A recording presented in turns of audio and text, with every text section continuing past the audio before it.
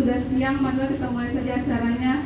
Bismillahirrahmanirrahim. Assalamualaikum warahmatullahi wabarakatuh. Waalaikumsalam warahmatullahi wabarakatuh. Alhamdulillahirabbil alamin wa bihi nasta'in wa ala umuri dunya waddin wa salatu wassalamu ala asrofil anbiya'i wal mursalin wa ala alihi wa sahbihi ajma'in, amma ba'du. Faqad qala Allah ta'ala fil Qur'anil Karim, a'udzu billahi minasyaitonir rajim. Bismillahirrahmanirrahim. Rabbi shrah li sadri wa yassir li amri wa hlul 'uqdatam min lisani yafqahu qawli. Shadaqallahul azim. Yang saya hormati Kepala Sekolah SDN Siamur 05, Bapak Yayat Rudiat, SPD MM. Kebetulan hari ini beliau sedang berada di Dinas Kabupaten. Yang saya hormati Dewan Guru SDN Siamur 05, dan yang saya hormati calon guru penggerak Bapak Ucu Samsudin SPD GR, yang hari ini akan melaksanakan aksi nyata modul 1.4 budaya positif. Puji syukur kehadirat Allah Subhanahu wa Ta'ala yang telah memberi kita berbagai macam nikmat, baik itu nikmat iman wal Islam, nikmat sehat wal afiat, sehingga kita dapat melaksanakan seluruh rangkaian kegiatan-kegiatan kita, aktivitas kita pada hari ini. Salawat serta salam tak lupa pula kita sanjungkan kepada baginda Nabi besar Muhammad Sallallahu Alaihi Wasallam yang telah membawa kita dari minal zulumati ilan nur, dan semoga kita selalu mendapat syafaat beliau yaumil qiyamah nanti. Amin amin ya rabbal alamin. Baiklah, berdiri di sini sebagai pembawa acara dalam kegiatan teman kita, sahabat kita, rekan kita, Bapak Ucu Samsudin SPD GR. Beliau adalah calon guru penggerak angkatan 10 Kabupaten Bekasi. Di sini hari ini beliau akan menyampaikan ilmu-ilmu yang sudah beliau dapatkan dalam program calon guru penggerak. Yang pertama, acara pertama yaitu pembukaan, acara kedua yaitu sambutan atau paparan dari kepala sekolah yang akan diwakilkan oleh Ibu Rezeki Damanik SPD. Yang ketiga adalah acara inti yang akan disampaikan oleh rekan kita Bapak Ucu Samsudin SPD. Yang keempat adalah penutup serta doa. Baiklah teman-teman, marilah kita buka saja acara pada hari ini dengan pembacaan basmalah bersama. Bismillahirrahmanirrahim. Semoga dengan pembacaan basmalah tadi acara kita berjalan dengan lancar dari awal hingga akhir. Amin amin ya rabbal alamin. Selanjutnya kepada Ibu Irma Rezeki Damanik SPD kami silahkan.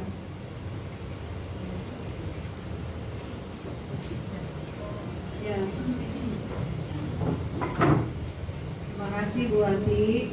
Ya, saya mewakili Bapak Kepala Sekolah memberikan sambutan ya dalam kegiatan ini. Bismillahirrahmanirrahim. Assalamualaikum warahmatullahi wabarakatuh. Waalaikumsalam warahmatullahi wabarakatuh. Alhamdulillahirabbil alamin wa bihi nasta'in wa ala umuri dunya waddin. Wassalatu wassalamu ala asrofil anbiya'i wal mursalin wa ala alihi wa sahbihi ajma'in, amma ba'd. Yang saya hormati Pak Ucu sebagai calon guru penggerak angkatan 10 dari sekolah kita ya SDN 05. Yang saya hormati juga semua guru-guru yang hadir pada hari ini. Ya, segala puji kita panjatkan kehadirat Allah Subhanahu wa Ta'ala yang hanya dengan perkenannya lah kita semua bisa hadir di sini menimba ilmu ya. Insya Allah semoga bagi siapa yang melapangkan jalannya ilmu, maka Allah akan lapangkan darinya jalan menuju surga. Amin ya rabbal alamin. Nah, semoga kita termasuk di dalam hadis itu ya, teman-teman ya. Nah, jadi nggak ada ilmu yang ini ya, maksudnya nggak perlu atau apa. Semuanya kita kalau memang ada jalan di depan kita jangan ditolak ya. Kita terima dan kita belajar ya teman-teman ya. Dan semoga teman-teman kita yang belum hadir pada hari ini, semoga Allah mudahkan urusannya dan Allah memberikan kesehatan juga kepada mereka semuanya seperti kita di sini. Salawat serta salam semoga tercurah terlimpah kepada Rasulullah SAW keluarganya, sahabatnya, dan juga semoga kita semua yang melaksanakan sunnah-sunnahnya, semoga nanti kita mendapatkan syafaatnya di hari yaumil qiyamah nanti. Amin ya rabbal alamin. Ya, ini hari kedua berturut-turut ya sekolah kita mendengarkan diseminasi positif yang akan disampaikan kemarin Bu Wati telah menyampaikan kepada kita ya, luar biasa. Wawasan kita sudah bertambah dan hari ini alhamdulillah Allah kembali memberi kesempatan kepada kita untuk belajar lagi tentang hal yang sama. Hal ini kita ambil positifnya ya, bersyukur bahwa ini memang kesempatan bagi sekolah kita untuk bisa diterapkan budaya positif ini di sekolah kita. Berturut-turut ya kita diberikan wawasan tentang budaya positif. Kita semua berharap ya teman-teman, kita bisa mengeksplor kembali di lain waktu nanti, menindaklanjuti hal ini, karena ilmu ya setelah diterima kita harus mengolahnya dulu di pikiran kita, lalu pastinya perlu eksplorasi kembali, setelah itu baru bisa diterapkan. Jangan sampai ilmu kita menuntut ilmu tapi penerapannya kurang, apalagi tidak ada ya, alangkah gitu loh ya. Nah, jadi kita guru di sini yang kita terapkan nanti adalah ke murid-murid kita. Karena memang tujuan dari IKM ini adalah tujuannya itu, siapa yang tahu tujuannya untuk siapa? Murid dan murid. Untuk 3, murid dan murid. Seperti itu.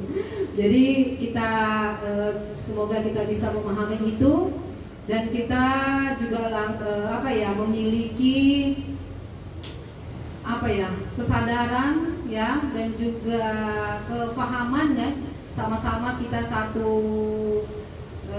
niat di sini bahwa semua ilmu yang kita pelajari ya, baik nanti di kombel-kombel kita ya, semua kegiatan-kegiatan di kombel kita niatin untuk bisa kita terapkan kepada murid-murid kita, diterapkan di sekolah kita ya teman-teman, setuju kan? Ya. Nah, jadi tidak hanya kita belajar untuk siapa, iya kan? Untuk apa? Untuk capek-capek doang, untuk dapat sertifikat? Alhamdulillah, tidak, bukan itu tujuan kita ya. Tapi tujuan kita adalah itu jadi amal, jadi manfaat kepada murid-murid kita, kepada sekolah kita, dan juga kepada diri kita dalam hal ini penunaian amanah. Benar ya? Dalam hal kita, urusan kita penunaian amanah. Nah, dalam hal kita, urusan kita adalah pemberian manfaat, dapat nilainya dari Allah. Dan yang utama niat ya teman-teman ya, niat kita selalu kita luruskan. Nah, kepada anak-anak mereka dapat manfaat, penerapan kepada sekolah kita insya Allah menjadi lebih maju, lebih bermanfaat pada murid kita di masa yang akan datang. Ilmu budaya positif ini sangat penting, luar biasa. Kita membangun budaya positif berarti membangun peradaban bangsa ujungnya ya, seperti itu ya teman-teman tuh ya. Nah, barangkali itu saja pengantar dari saya. Mohon maaf apabila ada kata-kata yang kurang berkenan. Saya mewakili Bapak Yayat Kuliah SPD FM. Wabillahi taufiq wal hidayah. Wassalamualaikum warahmatullahi wabarakatuh.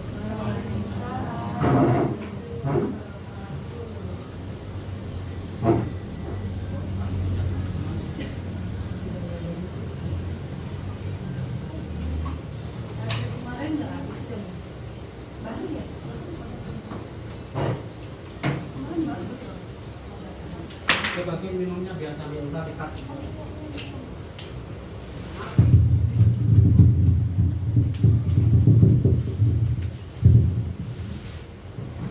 Alhamdulillah, terima kasih kami ucapkan kepada Ibu Irma Rezeki Damanik SPD yang telah dengan gamblang dan jelas ya memaparkan harapan beliau agar kita semua selalu belajar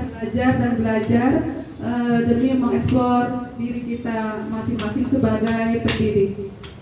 Selanjutnya adalah kegiatan aksi nyata modul 1.4 budaya positif yang akan disampaikan oleh sahabat kita, rekan kita, yaitu Bapak Ucu Samsudin SPD GR. Kepada beliau kami silakan.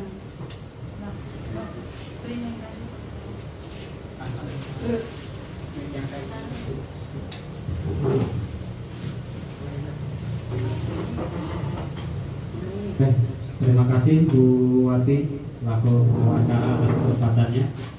Bismillahirrahmanirrahim. Assalamualaikum warahmatullahi wabarakatuh. Waalaikumsalam warahmatullahi wabarakatuh. Alhamdulillahirabbil alamin wa bihi nasta'inu ala umuri dunya wa ala alihi wa sahbihi ajmain. Puji syukur marilah kita panjatkan kehadirat Allah Subhanahu wa taala yang telah memberikan nikmatnya kepada kita semua sehingga kita dapat berkumpul bertatap muka di tempat yang mulia ini dalam rangka belajar dan berbagi. Salawat beserta salam semoga tetap berlimpah curahkan kepada Nabi kita, Nabi besar Muhammad SAW. Yang terhormat Bapak Kepala Sekolah, Bapak Yayat Yusya SPD FM, yang saya hormati Bapak Ibu-ibu guru SDN yang 05 yang sudah berkenan hadir, terima kasih. Perkenalkan, saya Ucu Samsudin. Barangkali ada yang belum kenal ibu-ibu. Berdirinya saya di sini akan memberikan sebuah informasi, diseminasi tentang budaya positif. Ini juga merupakan salah satu tugas saya dalam menempuh pendidikan guru penggerak angkatan 10 Kabupaten Bekasi.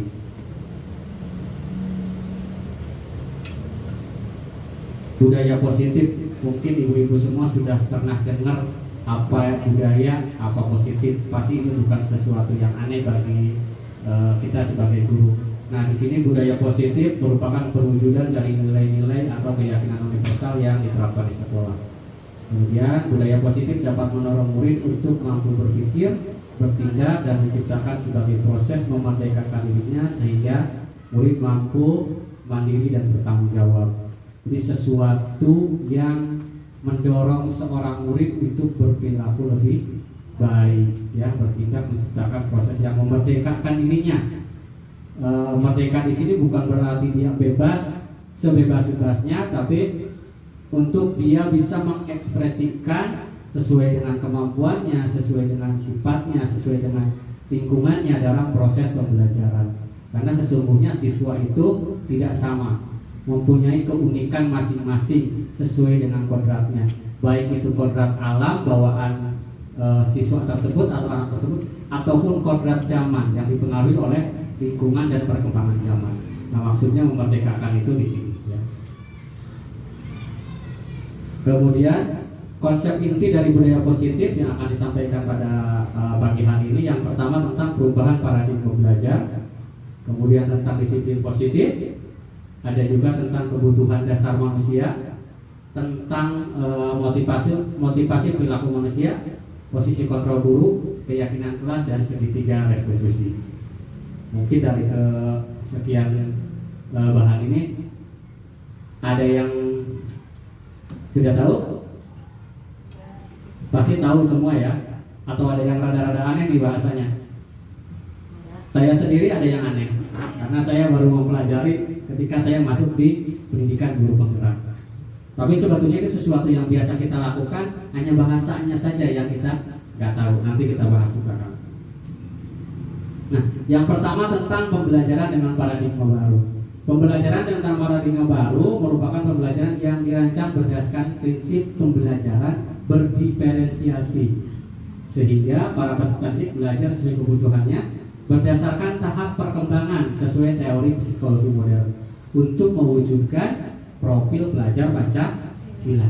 Tadi yang di awal saya sampaikan, berdiferensiasi itu pembelajaran yang menyesuaikan dengan kodrat siswa, menyesuaikan dengan kodrat anak. Bukan berarti kita guru ngajar ngikutin apa maunya anak, bukan. Tapi menyesuaikan, oh ini misal, oh anak ini belajar matematika agak susah, belajar matematika agak susah, tapi di olahraganya dia mumpuni. Nah, itu maksudnya menyesuaikan itu. Jadi gali potensi siswa, gali potensi anak kita untuk mencapai kebahagiaannya, untuk mencapai kesuksesannya. Nah, di pembelajaran ini tujuannya apa? Untuk mewujudkan profil pelajar Pancasila. Ada berapa profil pelajar Pancasila? Ada 6. Misalkan diantaranya beriman, bertakwa kepada Tuhan, terus berakhlak mulia. Terus apa lagi? Kreatif, gotong royong, kebinekaan global, bernalar kritis dan mandiri. Nah, ini salah satu implementasi dari kurikulum Merdeka. Nah, pembelajaran diferensiasi itu mengarah ke sini, pembelajaran paradigma baru itu untuk mewujudkan ini supaya menciptakan peserta didik atau manusia yang berkarakter, berprofil belajar Pancasila. Yang berikutnya tadi komponen tentang disiplin positif. Pasti ini sesuatu yang sangat familiar sekali. Setiap hari kita mendengar kata disiplin, kata positif. Nah, disiplin positif adalah kebiasaan yang hal yang baik mencakup sikap atau perilaku maupun tutur kata oleh seluruh warga di sekolah, terutama bagi murid agar dapat berkembang menjadi pribadi yang kritis. Jadi berlaku untuk semua, gurunya, tenaga kependidikannya, ada orang tua murid, ada siswa, ada kepala sekolah. Tapi kita lebih khusus kepada peserta didik atau siswa. Supaya apa? Supaya menjadi pribadi yang kritis, yang mandiri, yang bertanggung jawab. Kemudian sebagai pendidik, tujuan kita adalah menciptakan peserta didik yang memiliki disiplin diri sehingga mereka berperilaku mengacu kepada nilai-nilai kebajikan universal dan memiliki motivasi dalam menuju perubahan perilaku yang lebih baik. Jadi tadi anaknya, siswanya juga diharapkan untuk berdisiplin positif, gurunya juga. Jangan sampai anaknya, yuk seperti ini, yuk seperti itu, tapi gurunya hanya menyuruh. Tapi alangkah lebih baiknya kita sendiri, kita dulu yang lebih disiplin, kita dulu yang lebih melakukan hal-hal positif. Jadi tanpa disuruh nanti anak-anak akan mengikuti apa yang kita lakukan. Karena guru itu kan digugu dan ditiru. Apalagi menurut Ki Hajar Dewantara, kita itu guru itu pada intinya menuntun, ya, menuntun untuk siswa tersebut mencapai tujuannya. Kemudian ada kebutuhan dasar manusia. Ya, kebutuhan dasar manusia merupakan suatu yang kita lakukan untuk mendapatkan apa yang kita inginkan. Ya, baik itu guru ataupun siswa. Seluruh tindakan yang kita lakukan memiliki tujuan, semua usaha terbaik yang kita lakukan agar kebutuhan dasar kita terpenuhi. Jadi keinginan kita, apa yang kita butuhkan itu harus terpenuhi supaya tidak terjadi konflik atau supaya terjadi keharmonisan. Ya, kalau misalkan dalam hal ini di sekolah siswa, berarti biar siswa belajarnya nyaman, tidak ada masalah, tidak ada hal-hal yang tidak kita inginkan. Nah, dari kebutuhan manusia itu, kebutuhan dasar, ada 5 kebutuhan dasar yang harus tercukupi. Yang pertama, kebutuhan bertahan hidup. Di antaranya makanan, pakaian, tempat tinggal, keamanan, dan kesehatan. Ini penting bagi guru, bagi siswa. Ya, siswa diharapkan sebelum ke sekolah sarapan dulu. Siswa di rumahnya tempat tinggalnya nyaman. Musim panas gak kepanasan, musim hujan gak kehujanan. Kalau misalkan makanannya, pakaiannya, tinggalnya nyaman, pasti juga akan sehat dan aman. Ini semua harus tercukupi. Karena kalau salah satu tidak tercukupi, nanti kondisi siswa belajarnya tidak akan maksimal. Misal datang ke sekolah kesiangan, atau misalkan di sekolahnya ngantuk atau lapar. Karena kan suka ada kadang kasus anak lagi belajar tahu-tahu jajan. Ya. Nah, itu berarti kebutuhan si anak tersebut belum tercukupi. Nah, ini penting kita perhatikan. Itu yang pertama. Yang kedua, kebebasan. Mandiri, memiliki pilihan, mencoba hal baru dan mampu mengendalikan dirinya. Kebebasan bukan arti sebebasnya seperti yang disampaikan Merdeka. Ya, untuk mengekspresikan kemampuannya, mengekspresikan, mengeluarkan potensinya. Ya, itu tadi kebebasan. Itu juga perlu kita bantu cukupi kebutuhan itu. Jangan sampai ada anak yang datang ke sekolah murung, bengong aja, ditanya nggak nyawa, pasti itu anak ada masalah. Mungkin punya kebebasan yang tidak bisa terus sampaikan. Nah, di sini kita guru juga wajib bisa untuk terbuka, membuka ketika anak-anak tersebut memiliki masalah. Kita tahu sendiri, kita juga sebagai guru kalau misalkan posisi lagi punya masalah, ada hal yang tidak bisa diungkapkan, pasti kondisi moodnya nggak jelas. Begitu juga dengan anak murid kita. Ini penting, kebutuhan yang sangat dasar. Yang berikutnya kasih sayang dan rasa diterima. Rasa diterima dipedulikan, berbagai kerjasama dan menjadi bagian dalam kelompok. Kasih sayang, misal lagi orang tuanya kurang perhatian, atau misalkan tadi diterima, misalkan di kelasnya ada yang zaman sekarang kan lagi musim-musimnya ya, perundungan. Nah itu harus diperhatikan juga. Dia itu harus memiliki rasa kasih sayang dan diterima. Karena banyak anak-anak kita yang orang tuanya berangkat kerja pagi-pagi, pulang malam. Ketemunya orang tuanya pulang melihat anaknya udah tidur, besok berangkat nanti. Ketemunya seminggu sekali. Itu kurang kasih sayang. Ya, itu kurang rasa diterima. Seperti tadi di kelas. Itu sangat penting untuk memastikan anak murid kita juga memiliki mendapatkan kasih sayang dan rasa diterima. Caranya bagaimana? Ya salah satunya mungkin kita juga selalu berkoordinasi, berkomunikasi dengan orang tua, memberikan pemahaman apabila ada orang tua yang super sibuk, ya. Karena kalau di sekolah kan waktunya terbatas, perhatian guru hanya sekian jam pelajaran saja, tapi waktu lebih banyak adalah di rumah. Kemudian penguasaan harga diri dan keinginan untuk dianggap memimpin, berprestasi, diakui dan didengar. Misal anak pun dikasih kesempatan untuk memimpin, untuk dapat diakui, untuk merasa dirinya merasa bangga, merasa wah saya bisa. Itu juga perlu. Misal di pembelajaran kita lakukan misalkan diskusi kelompok, kemudian presentasi. Ketika diskusi kelompok mungkin ada yang memimpin diskusi, ketika presentasi ada yang menyampaikan. Itu juga merupakan sebuah kebutuhan, ya, dari peserta didik kita. Yang terakhir, kesenangan. Di sekolah pasti ada waktu bermain, di rumah juga ada. Nah ini penting juga, jangan sampai waktu ini tidak diberikan kesempatan, karena anak-anak juga masih usianya untuk bermain. Jangankan anak-anak, guru juga, orang tua perlu untuk bermain, untuk hiburan, ya. Nggak cuma suntuk-suntuk serius. Nah, anak-anak pun seperti itu. Jadi biar seimbang, ketika dia serius belajar, ketika dia bermain itu harus seimbang. Ini merupakan kebutuhan yang harus, kebutuhan pokok, kebutuhan dasar yang harus dipenuhi oleh seorang manusia. Tahap berikutnya ada konsep disiplin. Konsep disiplin ada 3. Yang pertama hukuman, konsekuensi, dan ada restitusi. Ini yang ada baru, restitusi. Contoh dari sisi hukuman, tidak terencana atau tiba-tiba.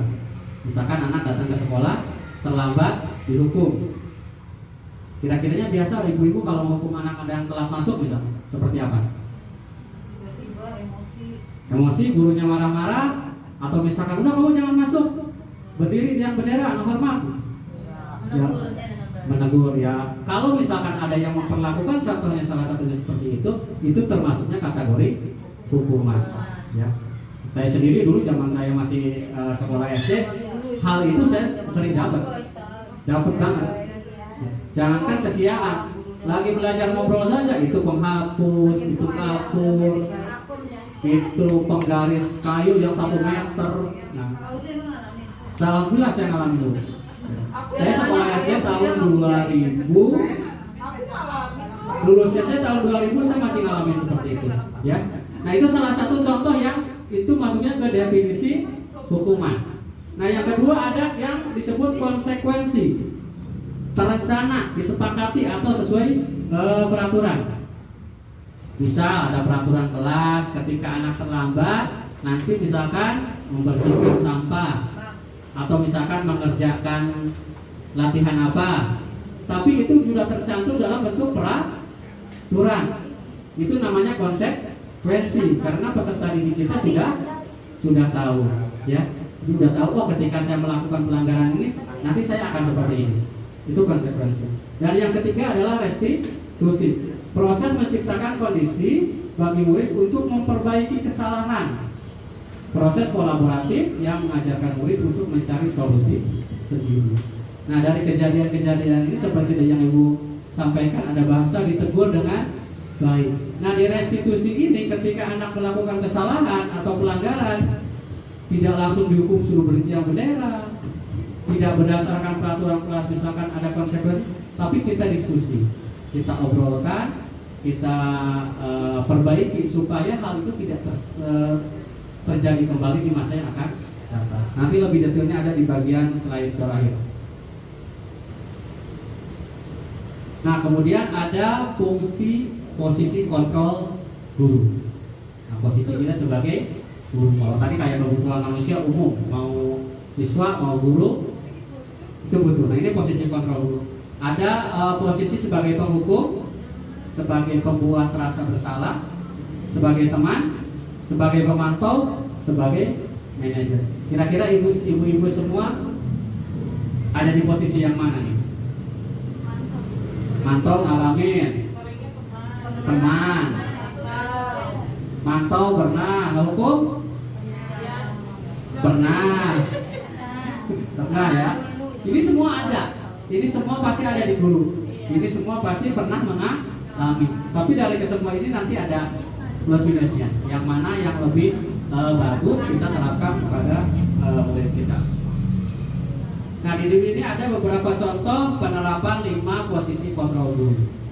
Contoh kasusnya murid yang tidak mengerjakan tugas yang diberikan oleh guru. Pernah nggak menemukan muridnya ketika dikasih tugas nggak mengerjakan? Banyak. Nah, ketika ibu-ibu berposisi sebagai penghukum, salah satu hukumannya yang saya tampilkan berdiri di depan kelas. Pernah nggak melakukan itu?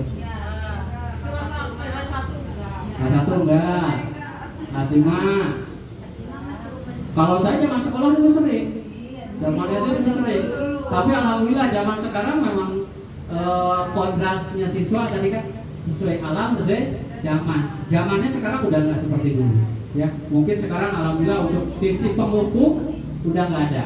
Mudah-mudahan, ya.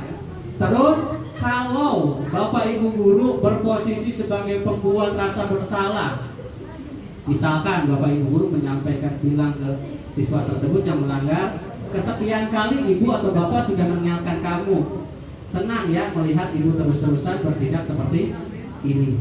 Jadi mengungkapkan pernyataan dan membuat anak iya ya saya salah, itu merasa salah dengan ucapan-ucapan yang disampaikan oleh guru. Walaupun mungkin itu tidak dihukum di depan kelas, tapi itu ngena, ya, kerasa keperasaannya anak, ya, pada murid itu. Kemudian jika sisi kita sebagai teman, biasanya kelas-kelas yang ibu-ibu biasanya kebanyakan yang sebagai teman. Mau kelas tinggi, kelas rendah. Kalau kelas tinggi mungkin gurunya udah dirasa teman. Kalau rendah dianggap orang tuanya, dianggap ibunya.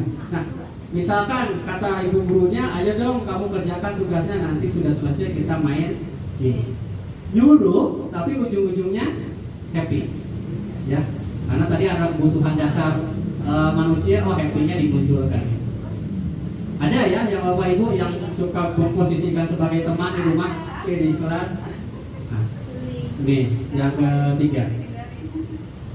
Kemudian penerapan posisi kontrol yang berikutnya kasusnya sama sebagai pemantau, ya.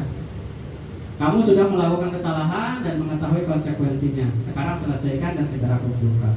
Nah, ini misalkan di dalam kelas sudah ada peraturan kelas umum, ya, peraturan kelas ada nggak setiap kelas?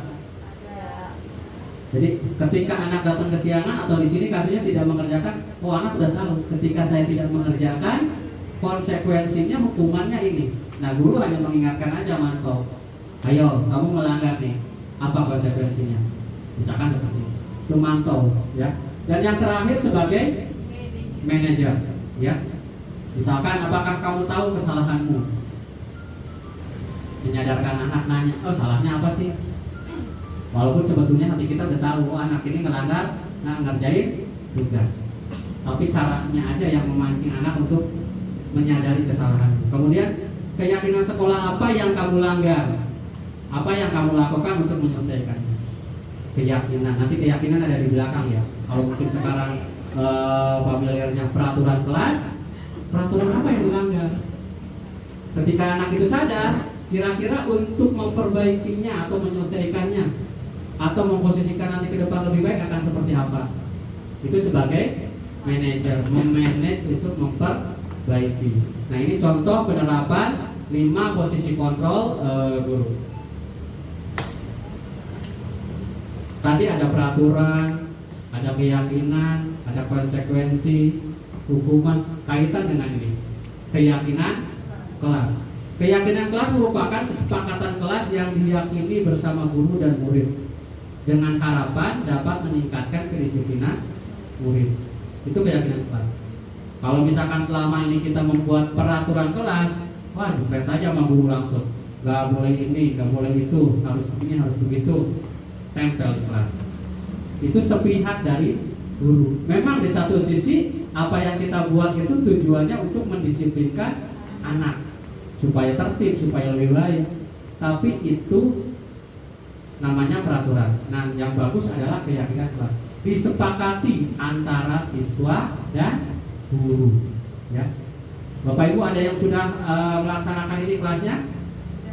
Jadi peraturan-peraturan yang berlaku di kelas atau aturan-aturan dibuat berdasarkan keyakinan kelas atau disebut keyakinan kelas. Dibuat berdasarkan kesepakatan guru dan murid.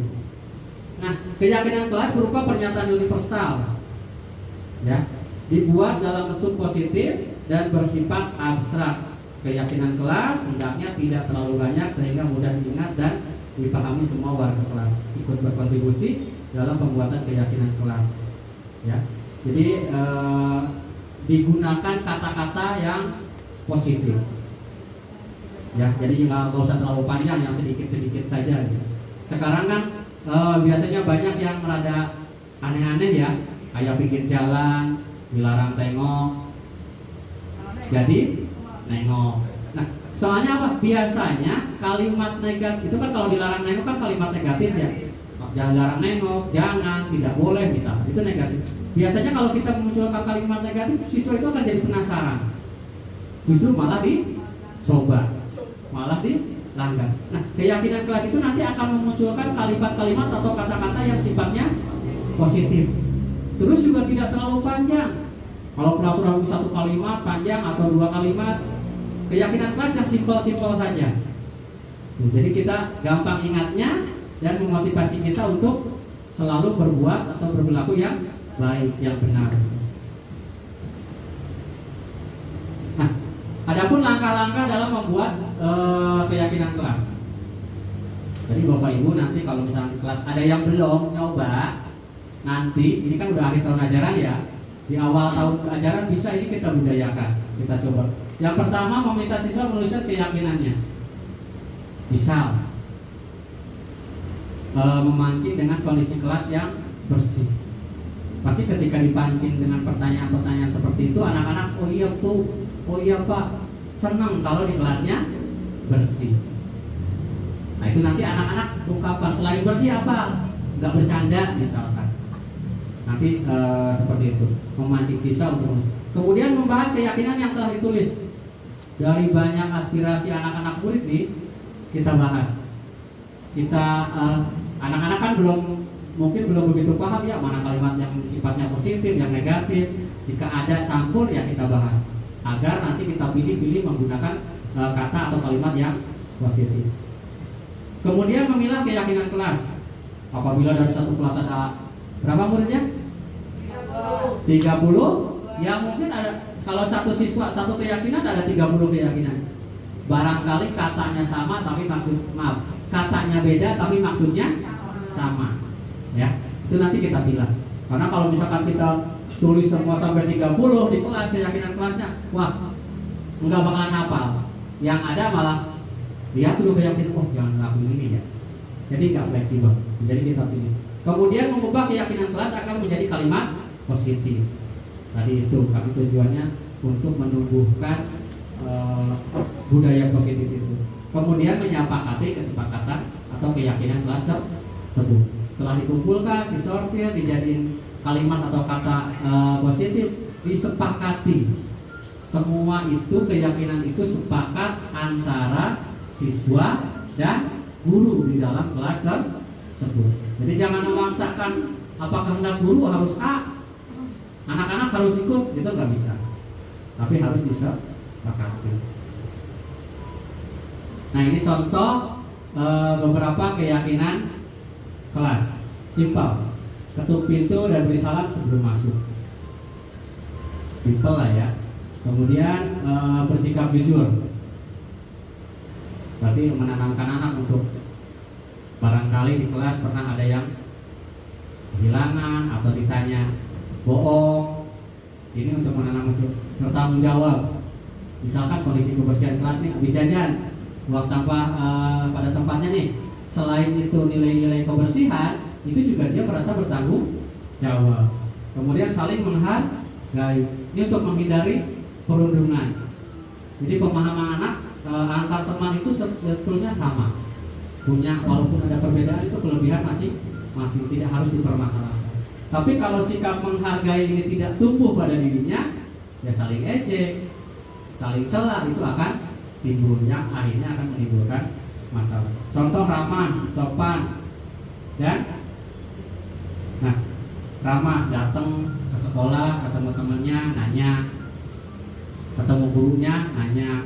Ada nggak di sini kalau misalnya anak datang, wah lewat aja, ketemu gurunya cuek? Ada nggak? Ada. Nah, ini juga salah satu keyakinan kelas. Kalau memang diyakini minimal di dalam kelasnya untuk ramah, untuk sopan. Nanti kalau ini di kelasnya jadi terbiasa, jadi budaya, insya Allah akan jadi budaya satu sekolah. Dari keyakinan kelas, disiplin positif akan jadi budaya positif. Berikutnya lagi menyimak dengan baik. Itu juga salah satu bentuk penghargaan ketika kita sedang menyampaikan materi, bisa guru anak-anaknya menyimak, anteng, kan itu sifat baik. Daripada kita lagi menjelaskan, anak-anaknya yang ngobrol di pojokan, ada yang main sama temannya di pojokan, ada yang tidur. Nah, ketika ada keyakinan kelas menyimak dengan baik, ini salah satu sifat sikap positif. Nah, ini salah satu contoh kegiatan membuat keyakinan kelas. Dari sebelah sana berdiskusi tentang peraturan. Misalkan tadi menyebutkan keyakinan apa yang anak-anak miliki disebutin. Ya nanti caranya bebas, apa mau tulis di papan tulis atau mau bikin apa namanya tempelan? Keynote ya? Keynote, atau misalkan mau kayak saya di sana kemarin pakai HP walaupun agak gagal gitu. Tapi kalau misalkan pakai seperti itu walaupun agak gagal kan anak-anak seneng. Nah itu. Kemudian menyusun peraturan menjadi keyakinan. Setelah tadi dikumpulkan, wah kita sortir, kita pilah, kita arahkan menggunakan kata atau kalimat yang positif. Kemudian menempelkan di kelas. Tetap kita tempelkan biar tidak lupa. Ya, itu seperti itu. Nah ini yang terakhir. Ini yang rada-rada mungkin baru. Saya saja jujur tahu ini semenjak ikut guru restitusi apaan sih? Karena saya dengarnya dulu bukan restitusi, tapi retribusi. Mirip ya? Mirip. Kalau restitusi ini nanti jelaskan. Kalau retribusi pungutan di sana biasanya di dinas perhubungan. Mirip. Itu mirip retribusi sama restitusi. Saya juga awalnya mikir ini belajar ke dinas perhubungan gitu. Ternyata bukan restitusi. Nah, segitiga restitusi adalah suatu proses dialog yang dijalankan guru atau orang tua agar dapat menghasilkan murid yang mandiri dan bertanggung jawab. Ngobrol ceritanya, baik guru sama siswa ataupun guru sama orang tua, dan bahkan orang tua sama murid. Contoh misalkan ketika kita terjadi masalah, tidak diperlakukan kayak tadi penghukum, terus pemantau. Nah, mungkin restitusi ini lebih ke manajer, ya. Jadi nggak hanya ketika kamu salah, udah kamu hukum, nggak seperti itu. Tapi dicari masalahnya apa, nilai-nilai kebaikan, keyakinan yang baiknya apa, gitu, supaya lebih baik. Nah, segitiga restitusi membantu murid memiliki tujuan, disiplin positif, dan memperbaiki dirinya setelah berbuat salah. Tujuannya bukan bikin kapok. Kalau hukum kan kapok, datang kesiangan menghormat bendera misalkan dihukum, kamu besok saya nggak kesiangan lagi, panas kalau suruh menghormat bendera. Tapi dengan restitusi, dengan cara restitusi tidak seperti itu. Tapi anak tersebut akan menyadari, oh baiknya seperti ini nanti. Ya, dengan tidak dihukum tapi akan menyadari. Nah, restitusi bukan untuk menebus kesalahan, namun untuk belajar dari kesalahan. Jadi kalau sekarang kesiangan, besok nggak kesiangan lagi. Insya Allah akan bisa seperti itu. Dengan tadi kolaborasi, kursus dialog siswa, guru, orang tua, dan mungkin kepala sekolah. Karena di beberapa kasus yang saya pelajari itu kepala sekolah terlibat untuk menyelesaikan masalah peserta didik melalui metode ini, segitiga restitusi. Nah ini segitiganya. Tadi mah belum muncul segitiganya, sekarang muncul segitiganya warna merah dan warna biru. Ada 3 tahapan yang harus kita jalankan untuk melaksanakan segitiga restitusi. Yang pertama, menstabilkan identitas. Jadi misal ketika anak melakukan sebuah kesalahan, yang pertama kita stabilkan identitas. Misal memberi penguatan kepada anak kalau kesalahan itu yang dia lakukan bukan cuma dia yang bisa. Mungkin teman yang lain juga akan bisa melakukan kesalahan itu. Itu salah satu bahan obrolan atau pertanyaan yang bisa kita sampaikan kepada siswa, kepada murid. Kemudian kamu bukan satu-satunya yang pernah melakukan ini. Jadi biar kondisi anak itu nggak ngerasa tegang, nggak ngerasa dipersalahkan. Walaupun dia salah, tapi tetap dia akan nyaman. Jadi kondisinya kita stabilkan. Itu yang pertama. Yang kedua, validasi tindakan yang salah. Tanya kesalahannya apa. Tanya alasan melakukan kesalahan itu apa. Nah, biasanya anak kalau ditanya begitu udah bingung, takut. Tapi ketika langkah 1 sudah dilakukan, insya Allah anak akan tenang. Karena dia tidak dipersalahkan. Dia merasa nyaman dulu, dia pasti akan bercerita. Misalkan kasus kesiangan ke sekolah, gak apa-apa, teman kamu juga kemarin ada yang kesiangan, dan mungkin bapak juga bisa kesiangan. Ketika ditanya kenapa kesiangan, mungkin dia akan cerita karena udah merasa nyaman ngobrol sama gurunya, bisa cerita, bisa bongkar. Pak, saya tidurnya udah malam. Ketika ditanya karena dia udah nyaman, dia nggak bakal ragu-ragu lagi. Pak, saya main game, misalkan. Itu akan terbongkar. Bukan berarti kita maksudnya ngorek, tapi supaya kita bisa memberikan solusi yang terbaik untuk mengatasi masalah-masalah tersebut. Terus adakah cara yang lebih efektif untuk mendapatkan apa yang kamu butuhkan? Contoh, misalkan tadi kesiangan, malamnya main game, tidur malam, kira-kira tanya ke dia, kira-kira bisa nggak selain main game, selain tidur kemalaman yang bikin dia senang, ya, supaya main game dikurangi, supaya tidurnya tidak terlalu malam, sehingga bangunnya juga pagi, supaya ke sekolahan tidak kesiangan. Nah ini perlu dicari, ya, ditanyakan kepada anak, mungkin anak bisa mengungkap. Ini kaitan dengan tadi, kalau ada masalah seperti ini, misalnya kaitan dengan kebutuhan dasar manusia. Kalau anak main game sampai malam, contohnya mungkin orang tuanya dampingi enggak. Kalau misalnya, Pak, saya nggak didampingi orang tua saya kerja, saya di rumah sendiri misalnya, amannya berarti ketahuan kurang kasih sayang. Ya, itu berkaitan dengan kebutuhan dasar manusia. Itu langkah yang kedua, menstabilkan tindakan yang salah. Kemudian yang ketiga, menanyakan keyakinan. Kaitan dengan keyakinan kelas nanti, kaitan dengan budaya positif. Keyakinan kelas apa yang telah kita sepakati? Misal, kalau tadi udah ada keyakinan kelas tentang masuk tepat waktu, kalau misalkan bahasanya jangan kesiangan, negatif ya, masuk kelas tepat waktu. Mereka siswa akan ingat di sana, akan ingat ke keyakinan kelasnya. Atau kalau belum ada, anak akan menimbulkan keyakinan baru yang sifatnya positif. Atau kamu ingin menjadi orang yang seperti apa? Dimotivasi nih. Ketika anak kesiangan, dikasih motivasi pengen jadi seperti apa. Kalau anak diangkat-angkat seperti itu kan cita-citanya akan keluar. Misalkan saya akan lebih rajin, dia punya cita-cita ini. Otomatis kan kalau punya cita-cita ini biar terwujud harus rajin, nggak kesiangan lagi seperti itu. Nah, ini untuk menanyakan keyakinan, ya. Dan mungkin saja dari contoh kasus seperti ini dia sendiri akan memberikan contoh ke temannya. Jadi temannya yang biasa mungkin seperti itu juga, oh saya contoh nih, kemarin saya kesiangan, saya akan berubah, saya akan lebih yakin, saya akan lebih baik. Dia bisa saja menularkan kepada teman-temannya yang lain yang memiliki masalah yang sama.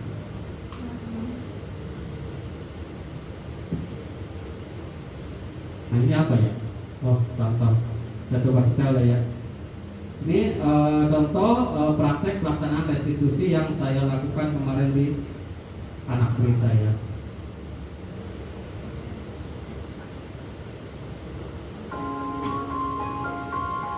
Ini sekaligus tugas saya di tugas apa buatin demonstrasi kontekstual ya. Karena di guru penggerak itu tugasnya dari modul 1 sampai modul 10 alurnya sama semua. Jadi teman-teman yang mau daftar di angkatan 12 daftar, nggak pusing. Betul nggak Win yang udah lulus?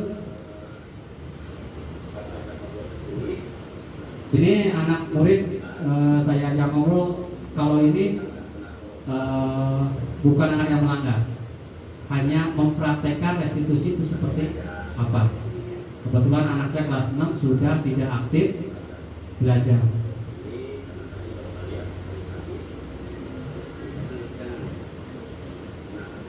Kelihatan tegang nggak anaknya? Kalau tegang baca, baru pertama kali. Bisa aja sih Bapak. Belajar ya, kalau tegang baca. Ini anak saya ajak untuk mempraktekkan di ruangan guru.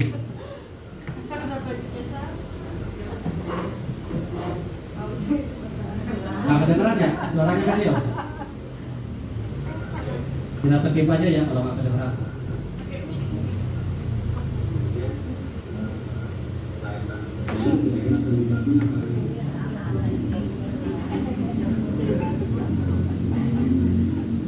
Sama nggak jelas.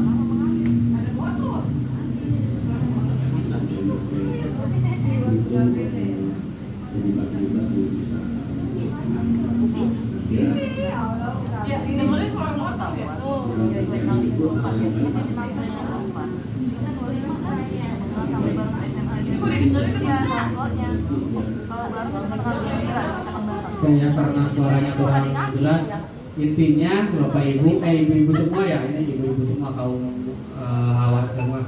Saya doang ini yang paling. Udah ada yang bilang di belakang. Intinya tadi segitiga restitusi itu suatu langkah, suatu cara yang kita gunakan untuk memperbaiki ketika terjadi kejadian yang misalkan anak yang melanggar. Bukan cuma dihukum, bukan cuma diberi sanksi, tapi dikasih pengertian untuk perbaikan yang lebih baik, menciptakan disiplin positif dan budaya positif. Bukan retribusi ya ibu, maaf, restitusi ya. Restitusi mah itu pungutan liar. Boleh kok kalau marah. Bang Yanto, baca WA. Panggil Bu Amel. Marah. Kanceng marah entar no. Entar dikurangi Amel, marah dan dikurangi jatah.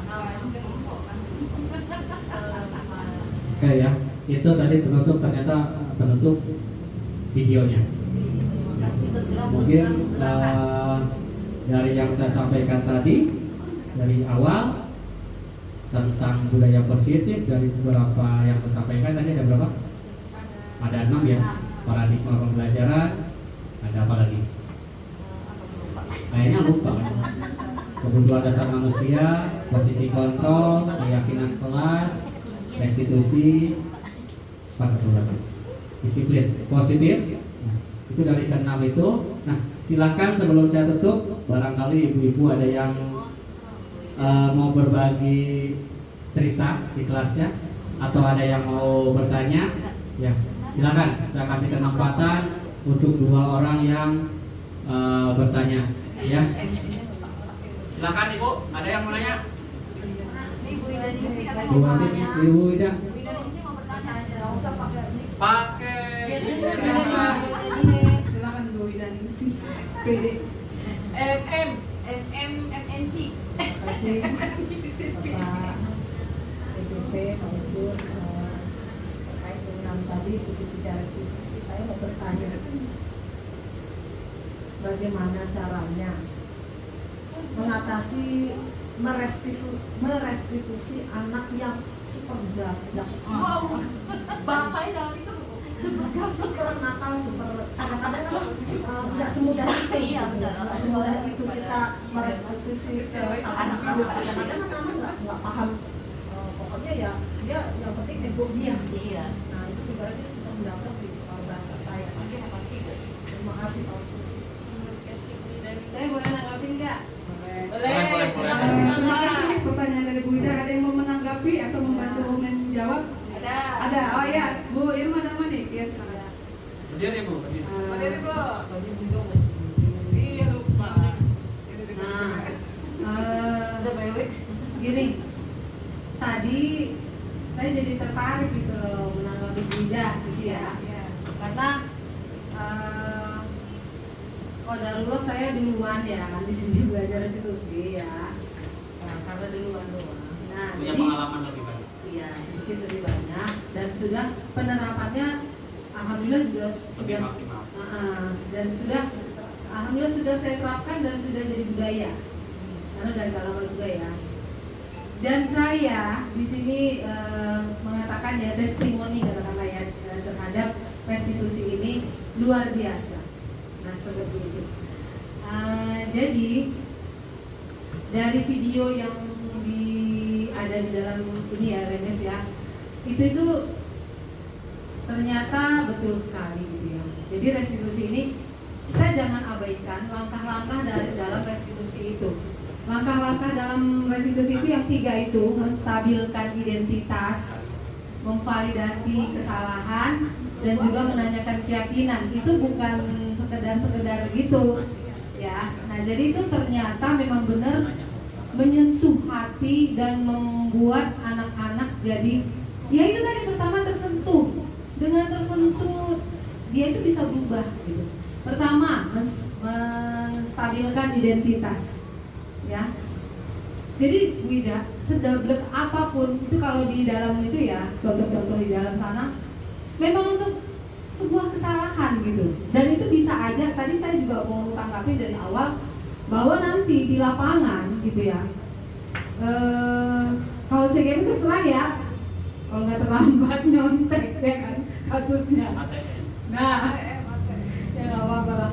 Nah, tapi di lapangan yang kita temuin anak-anak itu bermacam ragam rupa. Ya Wida ya, nah Wida tadi nemuin yang blek katanya. Kalau remaja lupa lagi udah sempat. Nah, sebenarnya kita kalau kita mau lebih realistis, kita itu memang praktekin dulu. Itu nanti baru kita ketemu. Makanya saya bilang tadi eksplorasi ini apa, langkah-langkahnya seperti apa. Lebih banyak belajar lagi. Contoh-contohnya apa di internet itu banyak banget tentang restitusi ya. Nah, jadi menstabilkan identitas itu apa tadi kata Pak Ucu? Segala rasa bersalah dia, segala ketidaknyamanan dia, anak-anak itu sama kayak terdakwa ketika dia melakukan kesalahan. Dia tuh langsung kayak yang bukan malu, cenderung malah takut ya. Malu dalam hal ini saya bilang enggak. Jadi langsung menutup diri, langsung gimana kan? Nah, dengan menstabilkan identitasnya, ya. Pertama, dia tuh kaget dulu. Ih, ibu ini kok baik ya. Nah, pertama itu pasti ada dalam hati. Terus kedua rasa terima kasih. Ih, kok ibu ini ngerti aku ya. Nah, seperti itu. Dengan rasa-rasa seperti itu, nanti kita ke langkah kedua dan ketiga. Insya Allah berhasil. Saya udah ya alhamdulillah ya praktik baiknya itu. Dan kasus pertamanya luar biasa. Waktu itu saya juga udah gimana ini? Anak perempuan yang ini nama yang melakukan kesalahan ini nggak berhenti nangis. Dibuka jilbabnya, gitu coba. Saya pertama kali baru menerima materi restitusi, langsung ada itu terus Gimana nih, langsung berpikir cepat, coba diterapin restitusi. Luar biasa itu anak sekarang menjadi, tadinya ternyata ya gimana ya, nggak seperti membalikan telapak tangan. Kita kan berproses berhari-hari juga kan. Nah tapi cuman hari itu restitusi selesai gitu. Cuman besok-besokannya kita juga korek terus tentang dia ini sebenarnya apa. Ternyata anak ini kan memang dari awal melihat dia tidak banyak bicara, kayak gimana, ngomong mukanya serem. Nah pas dikorek-korek setelah dia melakukan itu ternyata anaknya seperti ini. Ya gimana ya, kayak yang menguasai kelas, ya orang gitu kan. Terakhir setelah itu, setelah restitusi dilakukan, selesai hari itu anak jadi sekarang anaknya jadi peduli. Saya ini anak yang tadi mukanya kalau orang Banten bilang serampang 12 itu ya, yang kayak nggak bisa bersosialisasi, ini anak ngomongnya susah. Nah akhirnya sekarang jadi peduli, terus mau bersosialisasi, belajar juga alhamdulillah. Nah karena kesalahan dia yang tadinya, kalau kita selama ini kalau udah kayak gitu, ya kamu kok gitu sih, ibu panggil orang tuamu ya, kamu kenapa seperti itu, coba apa yang kita kan cecer dia pastinya kan. Nah tapi ini enggak, di restitusi. Kenapa kamu, misalnya namanya Agi, kenapa kamu Agi, tadi kamu ngapain, bisa bilang identitas. Tapi memang karena pertama juga ya, jadi dia nggak mau jawab, ya kita dengan cara kita lah gitu. Oh iya, kamu misalnya dia jawab apa ya? Ya bu, saya buka jilbabnya misalnya. Kenapa? Nggak apa-apa bu, nggak apa-apa bu, selalu gitu kan. Nah, ya nggak apa-apa. Memang dalam ketika menjadi anak-anak tuh, ibu dulu juga pernah melakukan kesalahan, dan itu biasa. Nah, gitu kita lakukan seperti itu. Pertamanya itu, dia langsung kaget tuh. Iya ya, ngerti ya sama saya ya. Karena sebuah kesalahan, apalagi sudah terjadi, terus mau diapain gitu, iya kan? Memang kita mau ingin dia nggak bisa kan? Nggak dengan cara itu gitu. Semua udah terjadi, kan? Oh, aku dimengerti.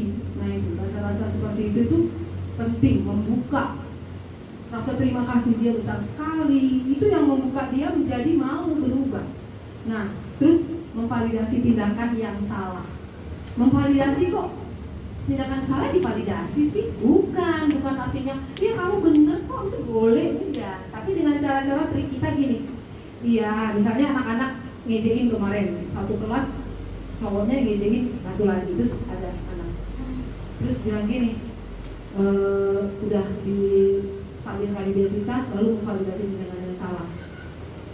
Iya, memang kalau anak-anak apalagi anak laki-laki ya, memang bermain itu adalah, nah saya terang-terangin secara psikologi kan memang anak laki-laki sampai umur 18 masih suka bermain. Anak dan dia tidak bisa melakukan hal yang urut, yang rapi-rapi itu nggak bisa karena dia memang sampai umur 18. Nah kalau anak perempuan dari anak kecil dia sudah bisa urut, ya sudah bisa melakukan hal yang merapikan ini itu, berpikirnya ya bukan sistematis juga enggak, cuman lebih dewasa. Nah jadi kita pahamin tuh anak laki-laki yang suka-suka begitu. Nah jadi dia nyaman kan? Ya anak laki-laki memang masih suka bermain, ya dia tidak. Nah baru kita buat bilang begini, itu validasi tindakan yang salah ya. Lalu kita belokkan dikit untuk tujuan kita. Tapi sayang, ada loh cara-cara lain untuk melampiaskan atau memenuhi kesukaan kamu bermain. Jangan dengan membuli teman-temanmu, kayak gitu kan? Ayo bermain dengan cara yang lain. Nah misalnya seperti itu. Jadi kebutuhan dia pun terpenuhi, kebutuhan akan bermain. Tadi berdasarkan. Baru terakhir tanyakan keyakinan. Tapi ini nggak sesederhana itu ya. Kita banyak namanya guru ya. Ngomongnya banyak banget tadi. Gerbong sini atau gerbong belakang. Tapi ya itu jangan sampai membosankan dia. Pokoknya validasi tindakan salah seperti apa tadi kayak gitu. Baru terakhir tanyakan keyakinan dia. Apalagi yang sudah buat keyakinan kelas kan. Coba kita baca lagi ya keyakinan di kelas kita. Apa ya di situ yang sesuai dengan yang kamu lakukan ini. Apa yang keyakinan? Saling menghargai bu. Nah, itu dia saling menghargai. Terus yang kita tambah-tambahin lah. Kira-kira kalau kamu tadi di posisinya rezeki. Kamu suka nggak? Kamu bahagia nggak? Enggak bu, udah kita tanggapi seperti itu kan. Ya udah, keyakinan kelas kita jadinya berfungsi seperti itu loh teman-teman. Jadi ini saya bilang cenderung ajaib restitusi ini ya. Jadi memang pernah pertanyaan kayak gitu. Kalau yang parah banget mah nggak bisa direstitusi. Jangan salah. Yakin, optimis, apapun restitusi. Jangan dengan cara membuat hukuman, membuat rasa bersalah, konsekuensi, restitusi aja, insya Allah. Seperti itulah teman-teman. Terima kasih. Mohon maaf panjangan. Wah, terima kasih ya Bu Irma, luar biasa paparannya dan penjelasannya sampai ke semua mengerti ya tentang restitusi. Oke, terima kasih atas pertanyaannya Bu Wida dan tanggapannya dari Bu Irma. Bu Irma langsung menanggapi berbagi praktik baik dari pengalamannya. Mudah-mudahan itu bisa kita terapkan di kelasnya masing-masing, ibu-ibu semua. Tapi kita juga, saya nambahkan sedikit, kita juga tidak hanya terfokus membahas segitiga restitusinya. Ketika ada anak yang tadi seperti itu, ini juga harus kita kaitkan dari yang di depan tadi. Pertama, kebutuhan dasar manusia. Ketika tadi ada anak yang bahasanya katanya double, susah, itu mungkin kita korek kebutuhan dasar apa yang tidak dia terpenuhi, itu juga perlu ya. Jadi dialognya itu bukan cuma guru sama siswa, otomatis sama orang tua pun kita harus dialog ya. Jadi kita kaitkan sama kebutuhan dasar, kemudian kita kaitkan juga dengan posisi kontrol. Kita mau milih posisi kontrol di mana? Di penghukum kah, konsekuensi, atau manajemen, atau pemantau, atau manajer? Yang lebih cocok yang mana? Dengan tujuannya tetap untuk membudayakan positif, keyakinan kelas. Dan lagi, itu tidak bisa dilakukan mungkin sekali jadi ya. Jadi jangan pernah bosan untuk memperbaiki komunikasi, memperbaiki karakter siswa-siswa kita, terus berulang. Biasakan kebaikan itu, karena pada dasarnya mungkin anak seperti itu maunya kita seperti ini, nggak bisa anak untuk mengikuti maunya kita. Kalaupun kita, oh kamu sekolah di sini, kamu harus ikut aturan sekolah ini, kamu harus nurut sama ibu, itu nggak bisa. Karena semua peserta didik itu mempunyai kodratnya masing-masing. Apalagi kaitkan tadi kebutuhan dasar. Jadi lumayan kompleks sebetulnya. Bukan cuma ada yang datang kesiangan, oh ini kesiangan. Tidak sebatas sama dari kata kesiangan saja. Harus kita ulik banyak. Dan mungkin salah satu langkah untuk bisa ke arah sana, kita sebagai guru jangan bosan untuk terus mempelajari apa yang harus kita lakukan. Salah satunya ya kita dengan pertemuan-pertemuan seperti ini, kombel, itu salah satu bentuk praktik baik. Mungkin saya juga tidak begitu memahami secara detail terkait restitusi, hanya baru paham dari sisi materi. Tapi kita punya rekan yang sudah lebih dulu mengimplementasikan restitusi itu.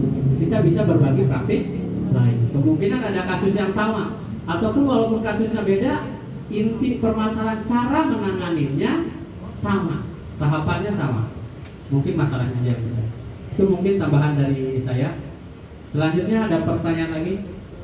Mungkin satu pertanyaan lagi, atau mau berbagi praktik baik atau menanggapi? Silakan Bu, gratis. Wiwit? Pas? Oke. Cukup ya? Oke ya, kalau cukup, mungkin diseminasi dari saya cukupkan sekian terkait dengan budaya positif. Mudah-mudahan apa yang saya sampaikan dapat bermanfaat untuk kita semua, untuk perbaikan proses pembelajaran kita yang berpusat pada murid, untuk menuntun murid-murid kita untuk mencapai kebahagiaannya ya.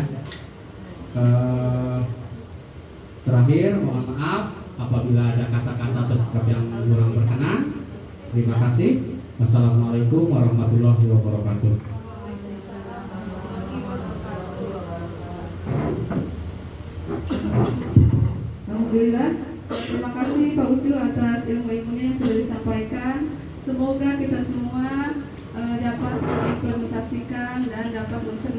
baik apa-apa yang sudah disampaikan oleh rekan kita Bapak Ucu Samsudin SPD.